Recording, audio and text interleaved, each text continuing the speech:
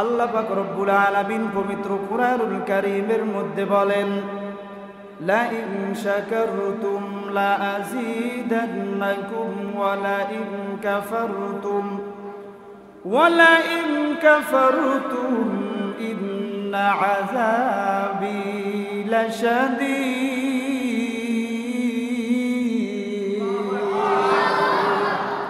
আল্লাহ রাব্বুল আলামিন বলেন, ওগো প্রিয় হাবিব,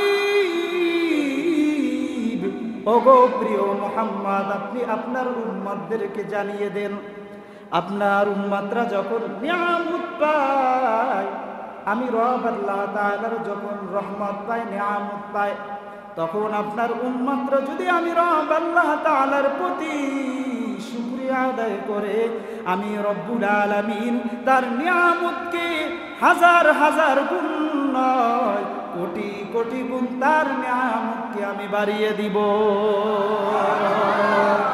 তাহলে লাভ আছে না নাই? জোরে কথা বলতে হবে, লাভ আছে না নাই?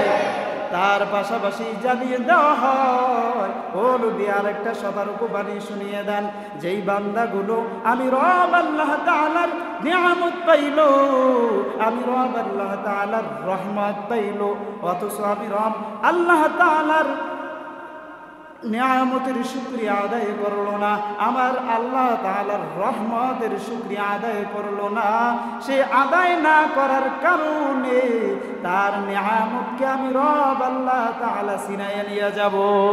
বলি নাউজুবিল্লাহ। শুধু তাই নয়, সে মারা যাওয়ার পরে তার উপরে কঠিন আযাব বর্ষণ করা হবে। বলি নাউজুবিল্লাহ। তাহলে শুকরিয়া আদায় করার দরকার আছে না নাই? আপনি আমি এখানে উপস্থিত হতে পেরেছি, এটা কত বড় নিয়ামত। আল্লাহ পাক রব্বুল আলামিন আপনাকে আমাকে সুস্থ রেখেছেন বিদায় এখানে আসতে পেরেছি, ঠিক কিনা? আপনার আমার মতো কত মানুষ শেরে বাংলা হসপিটালে দেখলে দেখা যায় যে হসপিটালে বেডে কাতরাচ্ছেন, ঠিক কিনা? ইসলামিক ব্যাংক হসপিটালে গেলাম, ওখানে শত শত রোগীর কোনো অভাব নাই। আর আপনাকে আমাকে আল্লাহ তাআলার সুস্থতার নিয়ামত দান করেছেন, কত বড় নিয়ামত। আল্লাহর নবী মূসা আল্লাহ তাআলার কাছে বলেন, ও আল্লাহ, ও আল্লাহ, আপনার কাছে আমি একটি প্রশ্ন করতে চাই। কেমন প্রশ্ন? মূসা নবী আল্লাহকে বলে, ও আল্লাহ, আমি মূসা যদি কোনোদিন আল্লাহ হইতাম, আর আপনি আল্লাহ যদি কোনোদিন মূসা হইতেন, তাহলে আমি আল্লাহর কাছে আপনি মূসা হইয়া কি চাইতেন?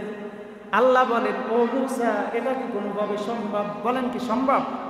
এটা কোনোভাবেই সম্ভব না। কিন্তু বন্ধুত্বের এতটাই সম্পর্ক যে আল্লাহ জানি কোনোদিন সম্ভব না, কিন্তু আমার জানতে মনে চায়, যদি আমি কোনোদিন আল্লাহ হইতাম আর আপনি যদি মূসা হইতেন, তাহলে আমি আল্লাহর কাছে কি চাইতেন? আল্লাহ পাক রব্বুল আলামিন মূসা নবীকে বলেন, ও মূসা, আমি তোমার কাছে আর কোনো জিনিস চাইতাম না, একটা জিনিস চাইতাম, সেটা হলো সুস্থতা। তাহলে এই সুস্থতার গুরুত্ব আছে না নাই? একটা মানুষ কোটিপতি, টাকা পয়সা অর্থ সম্পদের অভাব নাই, কিন্তু তার পাশায় একটা ফোড়া, বলেন তার মধ্যে শান্তি আছে? বসতে গেলে কষ্ট, খাইতে গেলে কষ্ট, ঠিক কিনা? ঘুমাইতে গেলে কষ্ট, কোন সময় ঘোড়ায় তালা লাগে, ঠিক কিনা? এই জন্য সুস্থতা হচ্ছে আল্লাহ তাআলার নিয়ামত। আল্লাহ তাআলা আমাদেরকে সুস্থ রেখেছেন, এই জন্য সেই মহান রবের দরবারে আরেকবার কালিমাতুশ শুকর আদায় করে বলি আলহামদুলিল্লাহ। আজকে আমরা নবীর জীবনীর আলোচনা শোনার জন্য আমরা মসজিদে যে বসতে পারলাম, বসতে যে পেরেছি, আমাদের কি কষ্ট হচ্ছে? কষ্ট হচ্ছে? আলোচনা কি সংক্ষিপ্ত হবে না মোটামুটি বিস্তারিত ব্যাখ্যা হবে? বিস্তারিত হবে নাকি সংক্ষিপ্তের মধ্যে শেষ করে দেব? তো নবীর মুহাব্বত আমাদের সকলের অন্তরে আছে না নাই? কার কার নবীর মুহাব্বত অন্তরের মধ্যে আছে? দুটো হাত উত্তোলন করি আল্লাহরে দেখাতে, নারায়ে তাকবীর, লিল্লাহি তাকবীর।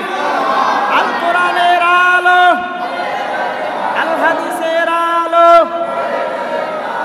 আমরা এবার হৃদয় থেকে আমরা একটি সঙ্গীত গাই।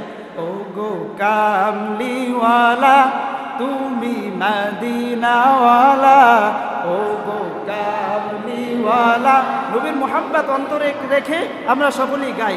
ও গো কামলিওয়ালা তুমি মদিনাওয়ালা, ও গো কামলিওয়ালা তুমি মদিনাওয়ালা। যাদের মুখ নড়ে না বুঝবো নবীর মুহাব্বত মনে হয় অন্তরের মধ্যে নাই। এটা ধরে নেব। সবার মুহাব্বত আছে তো?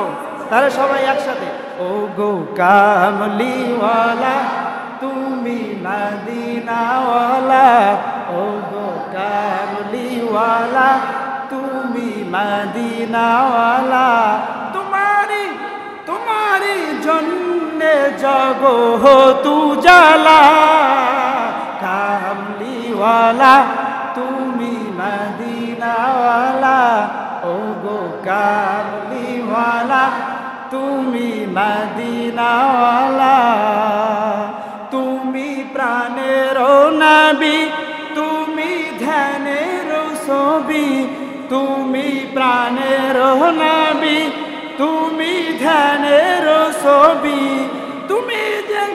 তুমি যে নূরে মুজাসসাম সাল্লাল্লাহু আলা কামলিওয়ালা তুমি মদিনাওয়ালা, ও গো কামলিওয়ালা তুমি মদিনাওয়ালা।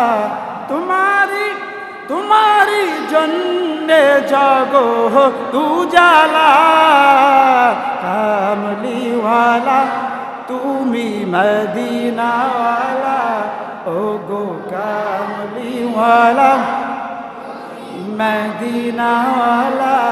তুমি নয়নের তারা তুমি হৃদয়ের সারা, তুমি নয়নের তারা তুমি হৃদয়ের সারা। সবাই তুমি নয়নের তারা তুমি হৃদয়ের সারা। স্বপ্নে দেখা দাও নূরেওয়ালা, কামলিওয়ালা তুমি মদিনাওয়ালা, ও গো কামলিওয়ালা তুমি মদিনাওয়ালা। চিল্লাই বলি আল্লাহু আকবার। নবীর নাত গাইতে ভালো লাগলো নাকি কষ্ট হয়েছে? কার কার ভালো লেগেছে দুইটা হাত উত্তোলন করি আল্লাহর দেখায় নারায়ে তাকবীর। আল্লাহ তাআলা আমাদেরকে কবুল করুন, সবাই বলি আমিন। আল্লাহর প্রিয় নবী রাহমাতুল লিল আলামিন পৃথিবীতে রহমত নিয়ে আগমন করেছেন। আল্লাহ পাক রব্বুল আলামিন পবিত্র কুরআনুল কারীমের মধ্যে জানিয়ে দেন, সবাই বলি ওয়ামা আরসালনাকা ইল্লা রাহমাতাল লিল আলামিন। বলি আল্লাহু আকবার। আল্লাহ পাক রব্বুল আলামিন বলেন, হে নবী আপনাকে সারা বিশ্ববাসীর জন্য রহমত হিসাবে প্রেরণ করেছি। বলেন সুবহানাল্লাহ। শুধু মানব জাতির জন্য রহমত নয়, শুধু দানব জাতির জন্য রহমত নয়, শুধু জিন জাতির জন্য রহমত নয়, নির্দিষ্ট কোন জাতির জন্য আপনাকে রহমত বানাইয়া পাঠাই নাই, আপনাকে সারা বিশ্ববাসীর জন্য রহমত হিসাবে প্রেরণ করেছি। একটা পিপিলিকার জন্য রহমত, একটা গাছের জন্য রহমত, একটা সাপের জন্য রহমত। বলি সুবহানাল্লাহ। এজন্যই আল্লাহর নবী রাহমাতুল লিল আলামিন তিনি যেই দিন এই দুনিয়ার জমিনে আগমন করেছেন, সোমবার দিন সুবহে সাদিকের সময় রবিউল আউয়াল মাসে আম্মা জান আমিনারে কোলকে যখন আলোকিত করলেন, আলোকিত করার সাথে সাথে আল্লাহ পাক রব্বুল আলামিনের প্রিয় ফেরেশতা জিবরাইল আলাইহিস সালাতু ওয়াস সালাম শিশু নবীকে নিয়া, বিশ্ব নবী রহমাতুল লিল আলামিনকে নিয়া পৃথিবীর পূর্ব প্রান্ত থেকে শুরু করে পশ্চিম প্রান্ত পর্যন্ত, উত্তর প্রান্ত থেকে শুরু করে দক্ষিণ প্রান্ত পর্যন্ত সারা পৃথিবীতে একটি রাউন্ড দিয়ে, একটি ঘুরি দিয়ে সকল কুল কায়নাতের সালাম গ্রহণ করাইয়া আবার আম্মা জান আমিনার কোলে দিয়ে গেছে। আম্মা জান আমিনা হঠাৎ আশ্চর্য হয়ে গেল, আমার সন্তান এখনই ভূমিষ্ঠ হলো, আমার সন্তান কোথায় চলে গেল। কিছুক্ষণ পরে তাকাইয়া দেখে এক ব্যক্তি শিশু নবীকে আম্মা জান আমিনার কোলে নিয়ে আসছেন। আম্মা জান আমিনা জিজ্ঞাসা করে, রে ভাই কে তুমি? আর আমার সন্তান তো মাত্র ভূমিষ্ঠ হলো, আর তুমি কোথায় নিয়ে গিয়েছিলা? আল্লাহর ফেরেশতা জিবরাইল ডাক দিয়া বললেন, আমি দুনিয়ার কোন মানুষ নয়, আমি হচ্ছি আল্লাহ তাআলার ফেরেশতা জিবরাইল। আপনার সন্তান দুনিয়ার কোনো সাধারণ মানুষ না। আপনার সন্তানের আগমনের কারণে সারা পৃথিবীতে যত কুল কায়নাত রয়েছে, সারা পৃথিবীতে যত প্রাণী রয়েছে, সকল প্রাণীগুলো আপনার সন্তানের আগমনে সকলে আনন্দিত, সকলে উচ্ছ্বাসিত। আপনার সন্তানের প্রতি সকলে সালাম জানিয়েছেন, আপনার সন্তানকে তারা সকলেই সালাম জানিয়েছেন।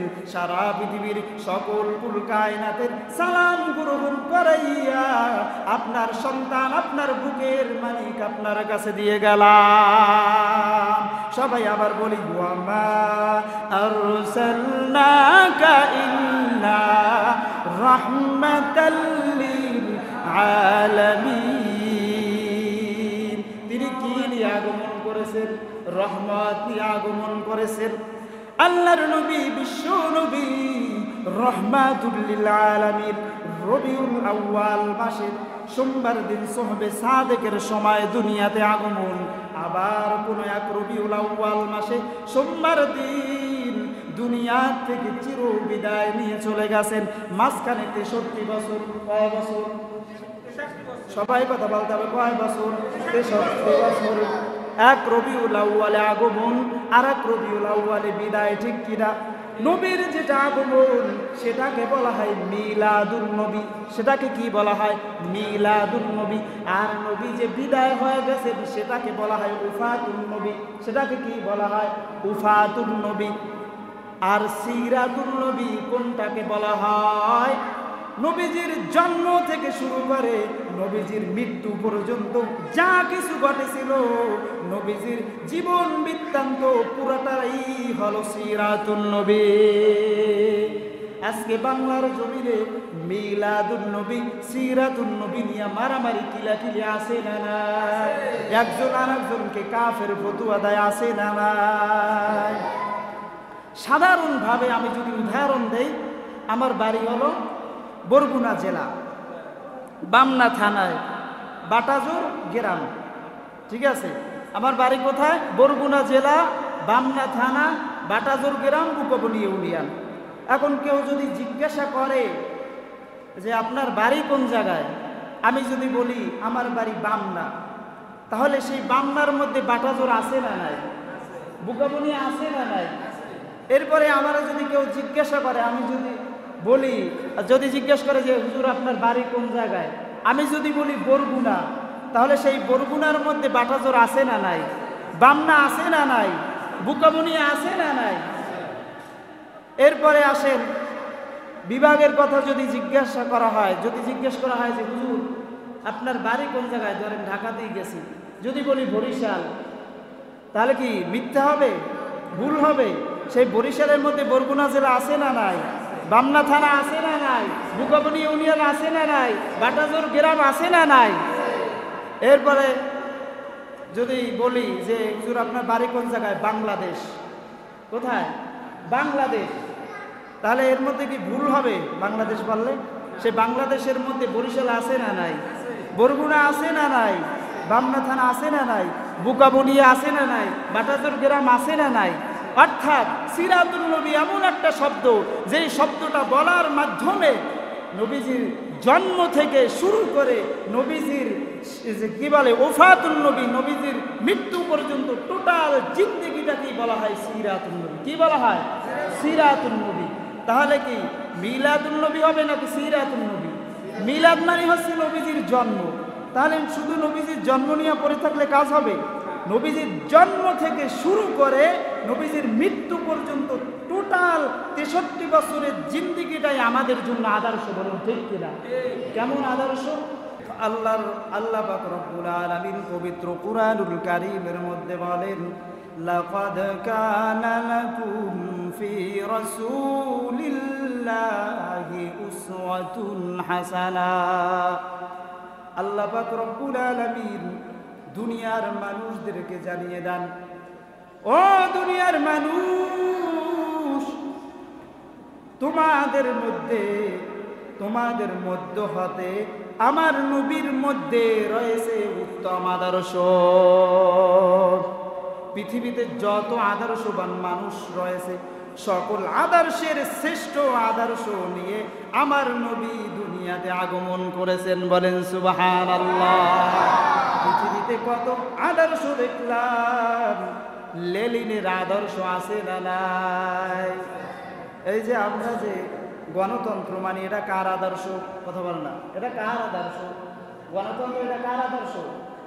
কথা বলে না, এটা কার আদর্শ? মানুষের আদর্শ না? সে মানুষের নাম কি? আমরা যে গণতন্ত্র মানি, আব্রাহাম লিঙ্কনের আদর্শ, এই নামটা কেউ বলতে পারলেন না। এত আমরা গণতন্ত্র কত কিছু বলি, এই যে কে উদ্যোক্তা? কার আদর্শ? কার আদর্শ? এইমাত্র বললাম কার আদর্শ? আব্রাহাম লিঙ্কনের আদর্শ। আব্রাহাম লিঙ্কনের আদর্শ, লেনিনের আদর্শ, বঙ্গবন্ধুর আদর্শ, জিয়ার আদর্শ, কত আদর্শ আছে, চিল্লায় বলুন ঠিক কিনা? এমন কোনো মানুষও নাই যার জীবনের শুরু থেকে শেষ পর্যন্ত টোটাল জিন্দেগিটাই আদর্শ, এরকমের কোনো মানুষ নাই। আছে? একদিকে দেখা যায় যে আদর্শ ভালো আছে, আর একদিকে খারাপ, ঠিক কিনা? রবীন্দ্রনাথ ভালো কবি, কিন্তু তার একদিকে ভালো আর একদিকে খারাপ, আছে না নাই? এবার আব্রাহাম লিঙ্কন, সে দেখা যায় একটা আদর্শ দেখাইলো, কিন্তু তার টোটাল জিন্দেগিটা আদর্শ কি? নাপাক। পৃথিবীতে যত আদর্শ আছে, সব আদর্শগুলো হচ্ছে নাপাক। একমাত্র মদিনাওয়ালা নবীর আদর্শই হচ্ছে পাক। বলে সুবহানাল্লাহ। আল্লাহর প্রিয় নবী রহমাতুল লিল আলামিন, তিনি দুনিয়াতে রহমত নিয়ে আগমন করেছেন। এমন একটি সময় তিনি দুনিয়াতে আগমন করেছেন, যেই সময় সারা পৃথিবীর সকল মানুষগুলো শিরক কাজের মধ্যে নিমজ্জিত ছিল। সারা পৃথিবীর সকল মানুষগুলো পাপাচারের মধ্যে নিমজ্জিত ছিল। সারা পৃথিবীর সকল মানুষগুলো অগ্নি পূজা আরম্ভ করে দিল। আল্লাহ পাক রব্বুল আলামিনের দাসত্বকে তারা অমান্য করা আরম্ভ করে দিল। এমন একটি সময়, যেই সময় আরবের মানুষগুলোর চরিত্র এতটাই খারাপ হয়ে গেল, একটা কুকুরের মধ্যে যেই স্বভাব নাই, সেই স্বভাব আরবদের মানুষদের মধ্যে দেখা গেল। তারা জীবিত কন্যা সন্তানকে তারা দাফন করিয়ে দিত। বলি নাউজুবিল্লাহ। এমন একটি সময় আল্লাহর নবী, বিশ্ব নবী রহমাতুল লিল আলামিন হকের আলো নিয়ে আগমন করেছেন। বলেন সুবহানাল্লাহ। আগমন করেছেন হকের আলো। কিসের আলো? হকের আলো, হকের জান্না নিয়ে তিনি আগমন করেছেন। এজন্যই আল্লাহর নবী রহমাতুল লিল আলামিন তিনি যেই দিন এই দুনিয়ার বুকে আগমন করেছেন, সারা পৃথিবীতে যত বাতিল শক্তিগুলো ছিল, সকল বাতিল শক্তিগুলোর আস্থানায় ভূমিকম্প শুরু হয়ে গেছে। থর থর করে কেঁপে উঠছে। কিসের কারণে? আল্লাহর রাসূলের আগমনের কারণে। যেমনি ভাবে আল্লাহর রাসূল দুনিয়াতে যেই দিন আগমন করেছেন, পারস্য সম্রাটের এক বিশাল সাম্রাজ্য ছিল। তাদের সম্রাটের থাকার জন্য এক বিশাল প্রাচীন প্রাসাদ ছিল, ঐতিহ্যবাহী একটি ঘর, যেখানে তাদের সম্রাট থাকত। সম্রাট হচ্ছে বাতিল শক্তি, ইসলামের চির দুশমন। আল্লাহর নবী রাহমাতুল লিল আলামিন তিনি যেই দিন এই দুনিয়ার বুকে আগমন করেছেন, তার আগমন করার সাথে সাথে সেই পারস্য সম্রাটের ঐতিহ্যবাহী প্রাচীন প্রাসাদ থরথর করে কেঁপে উঠেছে। বলি আল্লাহু আকবার। শুধু কেঁপে ওঠা পর্যন্ত শেষ নয়, সেই প্রাসাদ থেকে 12টি পাথর ভূমিকম্পের মতো ধসে পড়ে গেছে। বলি আল্লাহু আকবার। আল্লাহর নবী রাহমাতুল লিল আলামিন যেই দিন এই পৃথিবীর বুকে আগমন করেছেন, ইরানে এক বিশাল অগ্নিমণ্ডপ ছিল, যেখানে এক বিশাল অগ্নিকূপ ছিল, যেখানে হাজার হাজার বছর পর্যন্ত মানুষেরা আগুন জ্বালিয়ে অগ্নি পূজা করত, আগুনের কাছে গিয়া প্রার্থনা করত। আল্লাহর নবী রাহমাতুল লিল আলামিন তিনি যেই দিন এই পৃথিবীর বুকে আগমন করেছেন, আগমন করার সাথে সাথে সেই ইরানের অগ্নিকূপ, যেই কূপটা হাজার হাজার বছর পর্যন্ত আগুন জ্বলে আসছে, আল্লাহর হাবিবের আগমনের সাথে সাথে হঠাৎ করে আগুন থরথর করে কেঁপে উঠে আগুন বন্ধ হয়ে গিয়েছে। এমন এক মহানবীর আগমন দুনিয়াতে আগমন করেছেন, তার আগমনটাই ছিল বিপ্লব।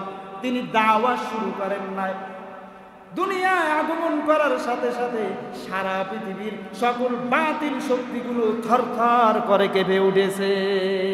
এজন্যই আল্লাহ পাক রব্বুল আলামিন পবিত্র কুরআনুল কারীমের মধ্যে বলেন, জাআল হাক্কু ওয়া যাহাকাল বাতিল ইন্নাল বাতিলা কানা যাহুকা। বলি আল্লাহু আকবার। হকের সামনে বাতিলের সামনে যখন হক আগমন করে, তখন বাতিল শক্তিগুলো থরথর করে কাঁপা আরম্ভ করে দেয়, বাতিল শক্তিগুলো অপসৃত হয়ে যায়। যেমনি ভাবে উদাহরণ দিলে বুঝবেন, সকালবেলা যখন পূর্ব দিক থেকে সূর্য উদিত হয়, ঘরের কোণ থেকেও অন্ধকার পালিয়ে যেতে বাধ্য হয়, ঠিক কিনা? সূর্যের আলোতে, ঠিক কিনা? হক যখন আগমন করে, যেমনি ভাবে অন্ধকার আলোর সামনে অপসৃত হয়ে যায়, পালিয়ে যেতে বাধ্য হয়, ঠিক তেমনি ভাবে হকের ঝান্ডা হক নিয়ে যখন আগমন করে, তখন বাতিল শক্তিগুলো অপসৃত হয়ে যায়, মোমের মতো গলে যায়।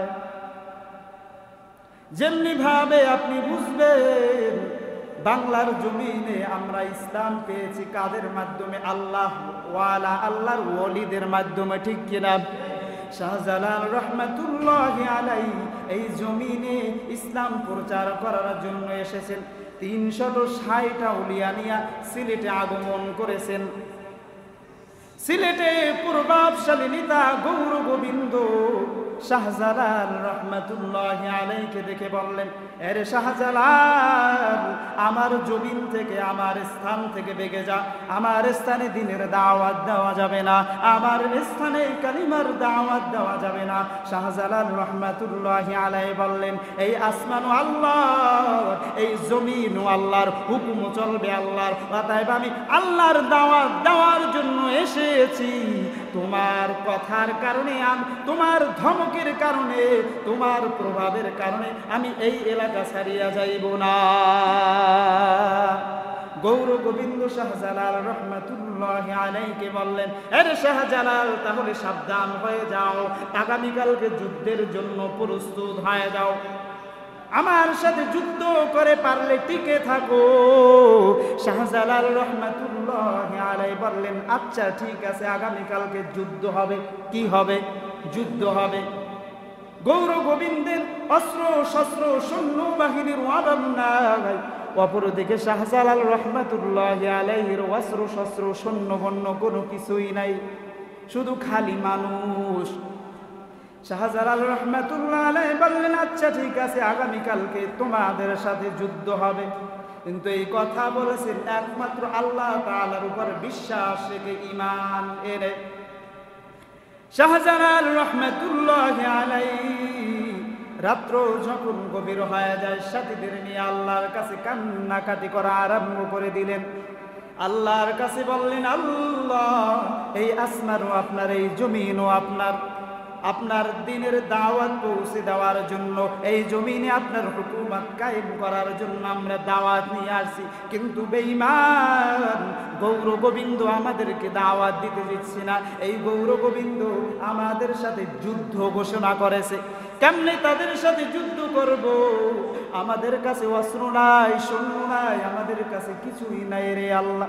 আল্লাহর কাছে কান্নার আওয়াজ, তাহাজ্জুদের সময় আল্লাহর কাছে প্রার্থনা, আল্লাহর কাছে বলা।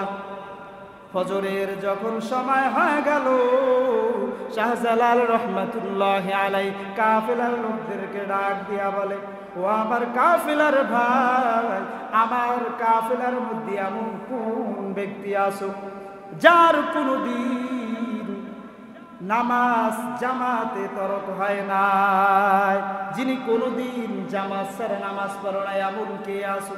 কাফেলার মধ্য থেকে এক আল্লাহর বান্দা, এক আল্লাহর ওলি হাত উত্তোলন করেছেন, বলে, হযরত, আমার কোনদিন জামাত ছাড়া নামাজ হয় না।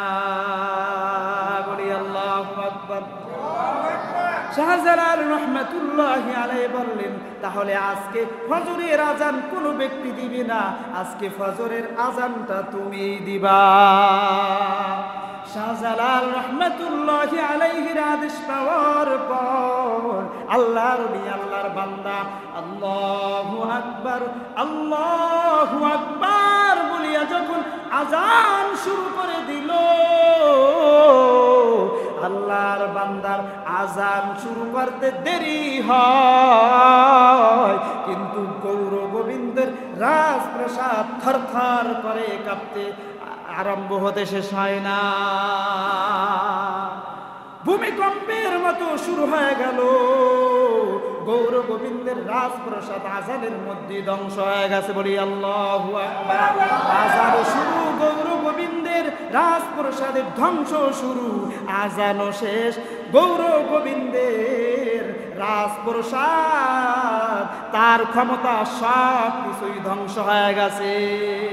চিল্লায় বলি আল্লাহু আকবার, নারায়ে তাকবীর, লিল্লাহি তাকবীর। তাহলে হকের শক্তি আছে না নাই? আজকে মুসলমানদের কেন ইহুদি খ্রিস্টান বেঈমান মুনাফিক ভয় পায়?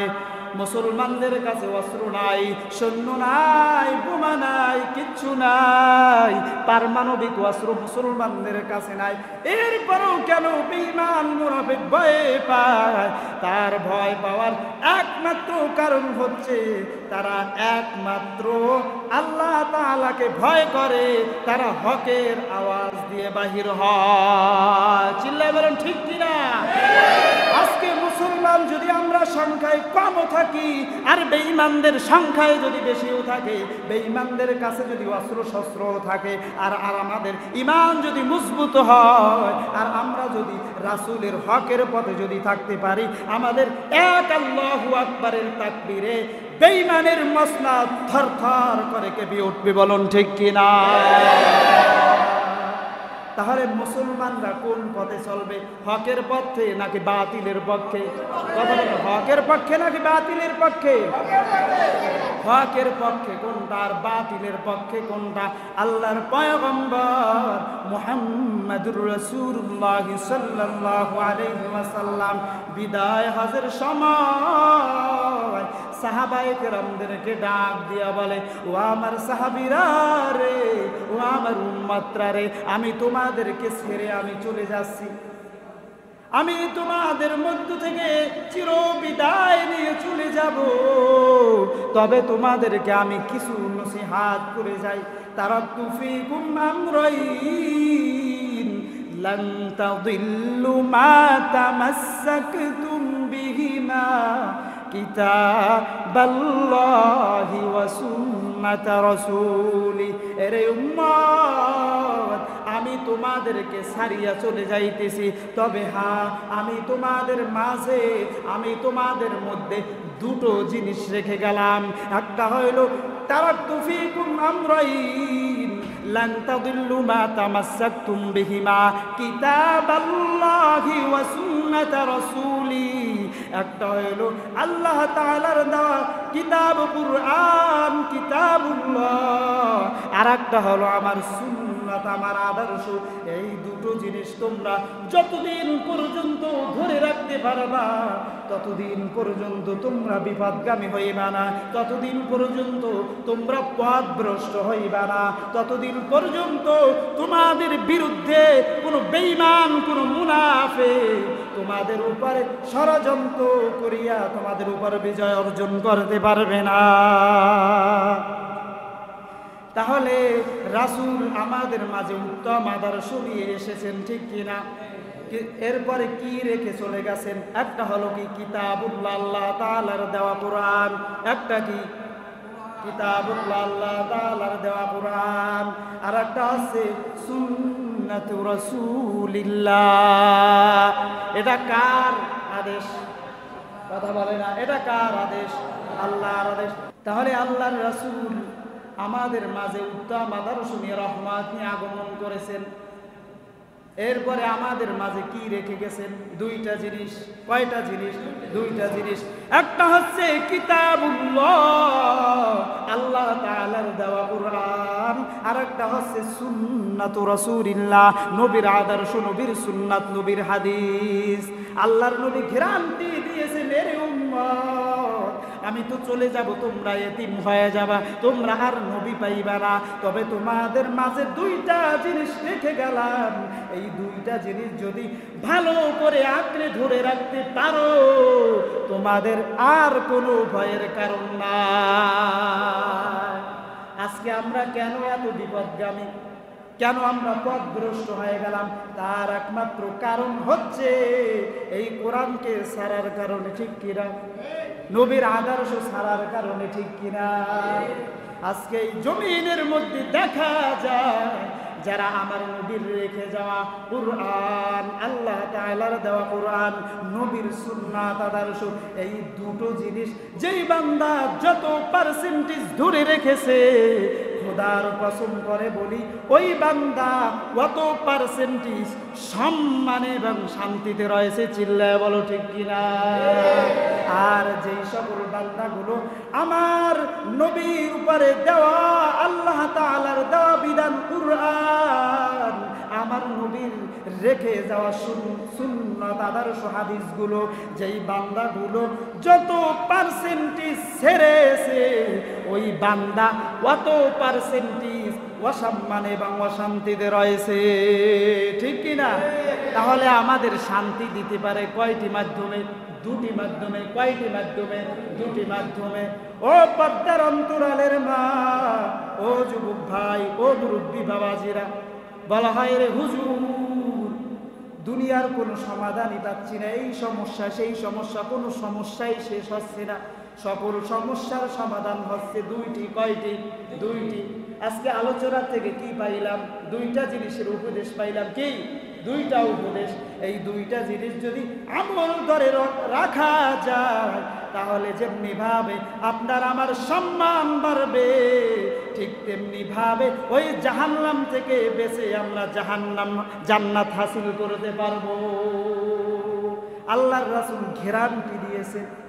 অতএব আমাদের উচিত হবে আল্লাহর রাসূলের রেখে যাওয়া কুরআন, সুন্নাত আদর্শ, এই দুটো জিনিস ভালো করে আঁকড়ে ধরা, ঠিক কিনা? সেটা সকল ক্ষেত্রে, কি বলেন? সেটা কি? সকল ক্ষেত্রে, জীবনের পারিবারিক ক্ষেত্রে, সামাজিক ক্ষেত্রে, রাষ্ট্রীয় ক্ষেত্রে, আন্তর্জাতিক ক্ষেত্রে, সব ক্ষেত্রে যদি এই দুটো জিনিস যদি মানতে পারি, তাহলে আর কোনোদিন আমাদের কপালে দুঃখ থাকবে না। আজকে সংসারের মধ্যে অশান্তি আছে না নাই, সমাজের মধ্যে অশান্তি আছে না নাই, রাষ্ট্রের মধ্যে অশান্তি দুর্নীতি আছে না নাই, আন্তর্জাতিক জীবনে চক্রান্ত আছে না নাই। সকল চক্রান্তের সমাধান একমাত্র আল্লাহ তাআলার কোরআন দিতে পারে। খালি সারা রাত্র বেলা রাসূলের জীবনে শূন্য কান ভারী করলে কাজ হবে না। রাসূলের উপদেশ যদি দুইটা জিনিস রাখতে পারি, জীবনে আর কোনো কিছুই লাগবে না। আমরা সকলেই মানতে রাজি আছি তো ইনশাআল্লাহ? কে কে মানতে রাজি দুটো হাত উত্তোলন করে আল্লাহর নারায়ে তাকবীর, নারায়ে তাকবীর। আল্লাহ তাআলা আমাদের সকলকে কবুল করুন, সবাই বলি আমিন। আমাদের নবীকে আমাদের জীবনের থেকে বেশি ভালোবাসি কি বাসি না? কেমন ভালোবাসি? আল্লাহর নবী বলেন, ক্বালা রাসূলুল্লাহ সাল্লাল্লাহু আলাইহি ওয়াসাল্লাম, লা ইউমিনু আহাদুকুম হাত্তা আকুনা আহাব্বা ইলাইহি মিন ওয়ালিদিহি ওয়া ওয়ালাদিহি ওয়ান নাসি আজমাইন। আল্লাহর নবী রাহমাতুল লিল আলামিন বলেন, এরে উম্মত, যতক্ষণ পর্যন্ত তোমার পিতা মাতা, সন্তান সন্ততি, স্ত্রী পরিজন, নিকটবর্তী আত্মীয় স্বজন, নিজের জীবনের থেকে যতক্ষণ পর্যন্ত আমি নবীকে মুহাব্বত করতে না পারবা, ততক্ষণ পর্যন্ত তুমি পূর্ণ পাক্কা মুমিনে কামিল ইমানদার হতে পারবা না। হযরত ওমর রাদিয়াল্লাহু তাআলা আনহুকে জিজ্ঞাসা করা হয়, রে ওমর, হযরত ওমরকে জিজ্ঞাসা করা হয়, রে ওমর, তুমি আমাকে কেমন মুহাব্বত করো? হযরত ওমর আল্লাহর নবীকে ডাক দিয়া বললেন, ও পয়গম্বর, আপনাকে আমি কেমন মুহাব্বত করি জানেননি? আমার জীবনের থেকে আপনাকে বেশি মুহাব্বত করতে পারি নাই। হযরত ওমর তখন নিজের দিলটা পরিবর্তন করিয়া ফেলাইছেন। হযরত ওমর এবার আল্লাহর নবীকে ডাক দিয়া বলেন, ও নবী, জান জান, আজ থেকে আমার জীবনের থেকে আপনি নবীকে মুহাব্বত করিয়া নিলাম। আল্লাহর নবী বলেন, তাহলে আজ থেকে তুমি পাক্কা মুমিনে কামিল ইমানদার হয়ে গেলা। একমাত্র নবীর মুহাব্বত, নবীর ভালোবাসা, আল্লাহর ভয় থাকার কারণে এই ওমরের মর্যাদা কেমন বেড়ে গেছে। আমার নবী বলেন, আনা খাতামুন নাবিয়্যিন লা নাবিয়্যা বাদি, আমি শেষ নবী, আমার পরে কোনো নবী আসবে না, আমাদের নবীর পরে আর কোন নবী আসবে না। আল্লাহর নবী বলেন, লাউ কানা নাবিয়্যান ওয়া লাউ কানা ওমর, আমার পরে যদি কোনো নবী আসতো তাহলে আল্লাহ তাআলা ওমরকে নবী হিসাবে ঘোষণা করিয়া দিত। যে ওমর ছিল একজন জাহান্নামের আসামি, যে ওমর নবীকে জবাই দেওয়ার জন্য, পাল্লা নেওয়ার জন্য আসছিল, ঠিক কিনা? সেই নবীর মুহাব্বত পাইয়া, নবীর সোহবত পাইয়া, আল্লাহর ভয় অন্তরের মধ্যে পয়দা করার কারণে এমন সম্মান বেড়ে গেছে। আল্লাহর নবী বলেন, আমার পরে যদি কোনো নবী হইতো তাহলে ওমর নবী হয়ে যাইতো। ওমরের মধ্যে আল্লাহর ভয় ছিল, তাকওয়া ছিল। কেমন তাকওয়া ছিল? ওমর যখন শাসিত সরকার ছিল, ওমর যখন ওয়ার্দুজাহানের বাদশা ছিল, ওয়ার্দুজাহানের যখন খলিফা ছিল, তখন হযরতে ওমর বাসি রুটি জাইতুন গাছের ছাল দিয়া খেতে খেতে শরীরের সাদা চামড়াগুলো কালো হয়ে গেছে, শরীরটা শুকিয়ে গেছে, গালটা শুকিয়ে গেছে, ঠিক কিনা? মানুষের শরীর স্বাস্থ্য ভালো থাকে কিসের কারণে? খাবারের মাধ্যমে, ঠিক কিনা? হযরতে ওমর বাসি রুটি জাইতুন গাছের ছাল দিয়া খেতে খেতে সুন্দর চেহারা কালো হয়ে গেছে, সুন্দর স্বাস্থ্যবান চেহারা শুকিয়ে গেছে। দরবারের লোকজন নাক দিয়া বলেন, আমিরুল মুমিনিন, আপনি হচ্ছেন অর্ধ জাহানের বাদশাহ, আপনি হচ্ছেন অর্ধ জাহানের খলিফা। আপনি তো ইচ্ছা করলে ভালো খাবার খাইতে পারেন, আপনি তো ইচ্ছা করলে গোস্ত রুটি খাইতে পারেন। কেন আপনি বাসি রুটি জাইতুন গাছের ছাল দিয়া খেতে খেতে শরীরটা শুকাইয়া ফালাইতেছেন, শরীরের সাদা চামড়াগুলো কালো বানাইয়া ফালাইলেন? আপনি তো ইচ্ছা করলেই ভালো খাবার খেতে পারেন। কি ভালো খাবার খাওয়া সম্ভব কি সম্ভব না? যিনি অর্ধ জাহানের বাদশা তার খাওয়া সম্ভব কি সম্ভব না? হযরতে ওমর চোখের পানি ফালাইয়া দিয়া বলে, রে ভাই, আমার দেশে বহু মানুষ রয়েছে যেই মানুষেরা একদিন ভালো খাবার কিনে খাওয়ার মতো অর্থ নাই, ভালো খাবার কিনে খাওয়ার মতো অর্থ করি তাদের কাছে নাই। আমি হইলাম অর্ধ জাহানের বাদশাহ। কিয়ামতের দিন যদি আমার রব আল্লাহ আমাকে যদি জিজ্ঞাসা করে, রে ওমর, তোর দেশের মানুষগুলো ভালো খাবার খাইতে পারে না, আর তুই ওমর ভালো খাবার খেয়েছো, তখন আমি ওই আল্লাহ মালিকের বিচারের কাঠ ঘুরায় দাঁড়াইয়া কি জবাব দিব? জবাব দেওয়ার মতো আর কিছুই থাকবে না। একেই বলা হয় আল্লাহর ভয়, একে কি বলা হয়? আল্লাহর ভয়। আর আমাদের দেশের নেতার দিকে তাকাইয়া দেখেন, আমাদের দেশের চেয়ারম্যান মেম্বার কি তাদের তাকওয়া কি রকমের? আমাদের দেশের মন্ত্রীর দিক তাকাইয়া দেখেন, চেয়ারম্যানের দিকে তাকাইয়া দেখেন, মেম্বারের দিকে তাকাইয়া দেখেন, গরিবের পেটে লাথি মারিয়া গরিবের তেরান ঠগাইয়া খায়, আসে না না? সবাই কথা বলে, আসে না না? এমন এমন চেয়ারম্যান গরিবের টিসিবির মাল ঠগাইয়া খায়, আসে না না?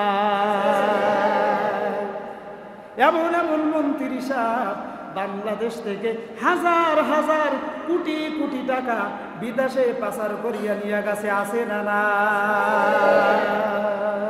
তাদের অন্তরে যদি হযরতে ওমরের মতো যদি ভয় থাকতো, তাদের অন্তরে যদি কোরআনের শিক্ষা থাকতো, নবীর আদর্শের শিক্ষা থাকতো, তাহলে তারা কোনোদিন বাংলাদেশের অর্থ হাজার হাজার কোটি কোটি টাকা পাচার করিয়া বিদেশে নিয়ে যাইতো না। চিল্লায় বলুন ঠিক কিনা? আজকে তাদের অন্তরে আল্লাহর ভয় নাই কি নাই? আল্লাহর ভয় নাই। তাদের অন্তরে আল্লাহর ভয় থাকলে দেশের মানুষগুলো শান্তিতে থাকতো, তাদের অধিকার পাইতো, ঠিক কিনা? এই জন্য সমাজের মধ্যে নেতা যখন নির্বাচন করব, নেতার যখন দেখবো, এমন নেতা রাখতে হবে যেই নেতার মধ্যে রাসূলের সুন্নাত আছে, নেই নেতার অন্তরে আল্লাহর ভয় আছে। আল্লাহর ভয় যদি অন্তরে থাকে তাহলে ওই নেতা কোনোদিন জনগণের তেরান ঠগাইয়া খাবে না, ওই নেতা কোনোদিন দেশের অর্থ পাচার করিয়া বিদেশে যাইবে না, ঠিক কিনা? আপনি আমি যদি খারাপ নেতা যদি নির্বাচন করি, খারাপ নেতার পিছনে যদি দৌড়াই, তাহলে আপনার আমার অবস্থাটা কেমন হবে? আল্লাহ পাক রব্বুল আলামিন পবিত্র কুরআনুল কারীমের মধ্যে বলেন, ইয়াউমা নাদউ কুল্লা উনাসিন বিইমামিহিম। কার কথা? কার কথা? আল্লাহর কথা। আল্লাহ পাক রব্বুল আলামিন বলেন, কিয়ামতের দিন আমি প্রতিটা ব্যক্তিকে তার নেতা সহকারে উত্তোলন করব। তাহলে আপনার নেতা যদি থাকে ইয়াবাখোর, আপনার নেতা যদি থাকে চগলখোর, আপনার নেতা যদি থাকে চরিত্রহীন, আপনার নেতা যদি থাকে মাগিবাজ, তাহলে সে তার স্থান থাকবে কোথায়? কথা বল না। তার স্থান থাকবে কোথায়? সূর্যের নিচে।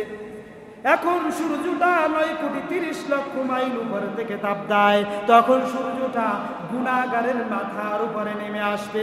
সূর্যের তাপে গুনাহগারের মাথার মগজগুলো টকবক করে পড়তে থাকবে। আপনার নেতা যদি গুনাহগার থাকে, আপনার নেতা যদি চগলখোর থাকে, তাহলে সে সূর্যের নিচে থাকবে।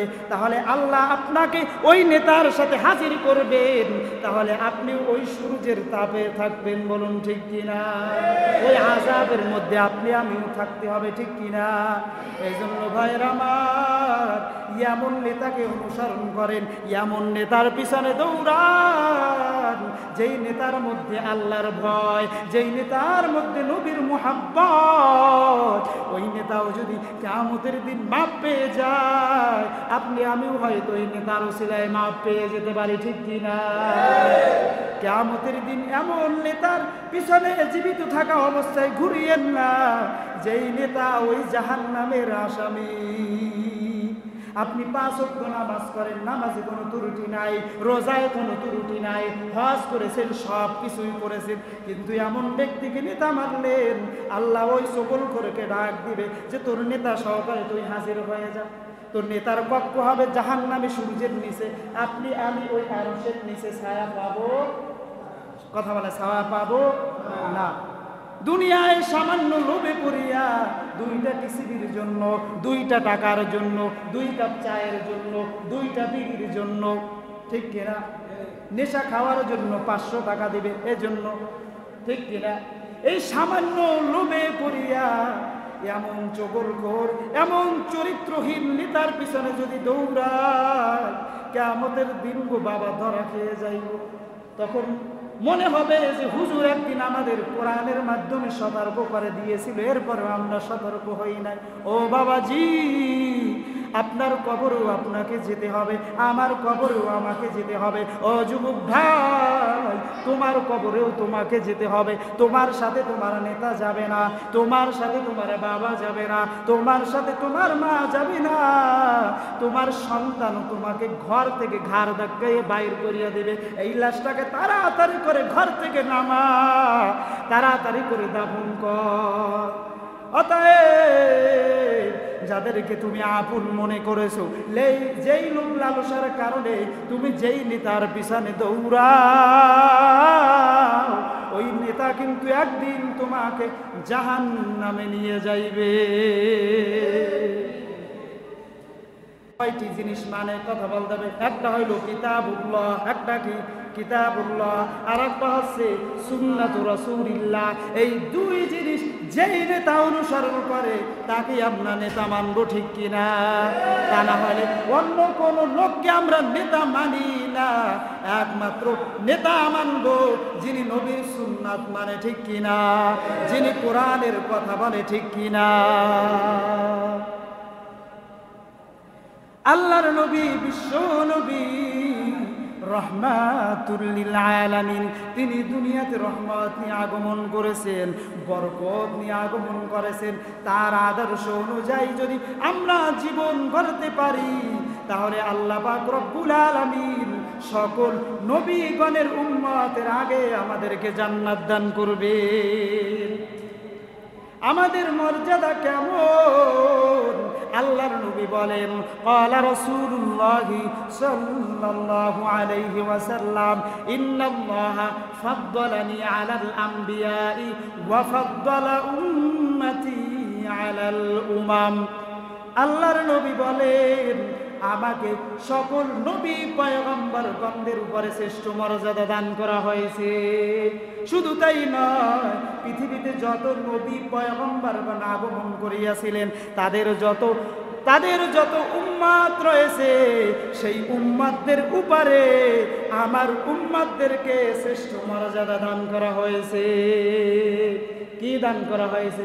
শ্রেষ্ঠ মর্যাদা। তাহলে আমরা হলাম শ্রেষ্ঠ নবীর শ্রেষ্ঠ উম্মত। চিল্লায় বলুন, ঠিক কিনা? শ্রেষ্ঠ নবীর শ্রেষ্ঠ উম্মত। এই শ্রেষ্ঠ উম্মত হওয়ার জন্য 2টা জিনিস করতে হবে। একটা হলো কি কিতাবুল্লাহ, আর একটা হচ্ছে সুন্নাতু রাসূলিল্লাহ। আজকে আলোচনাই হলো এইটা। এই 2টা জিনিস যদি আমল করতে পারি, আর কিছুই লাগবে না রে বাবা। আর ঘন্টা সে ঘন্টা বইসা থাইকা ওয়াজ শোনার দরকার নাই, মাহফিলে মোবাইলে ইউটিউবে ওয়াজ শোনার দরকার নাই। এই 2টা জিনিস আল্লাহ পাক রব্বুল আলামিন আমাদের সকলকে আমল করার তৌফিক দান করুন। সবাই বলি আমিন।